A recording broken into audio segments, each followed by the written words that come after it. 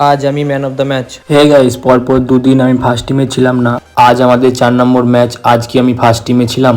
সব বলবো, শেষ পর্যন্ত দেখো। প্রথমত রোজকার মতন বাড়ি থেকে বেরিয়ে গেলাম, তারপর সোজা ক্লাবে চলে এলাম, তারপর ড্রেস করে সোজা চলে গেলাম স্টেডিয়ামে ওয়ার্ম আপ করতে।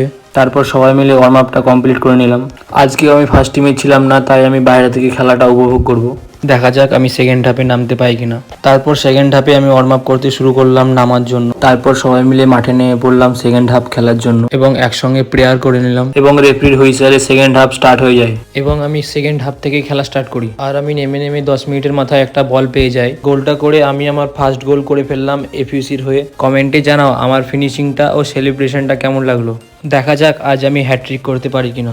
এইরকম ব্লগ দেখতে চাইলে আমাকে ফলো সাবস্ক্রাইব করে নাও। কিছুক্ষণ পর আমি আমার সেকেন্ড গোলটাও পেয়ে যাই। তোমরা কোথায় থেকে আমার ব্লগ দেখছো কমেন্টে জানাও। কিছুক্ষণ পর রেফারি হুইসেল বাজিয়ে হাইড্রেশন ব্রেক দিল। খেলা ছিল আর 10 মিনিট বাকি। সেই 10 মিনিটের মধ্যে আমি করে ফেললাম হ্যাট্রিক।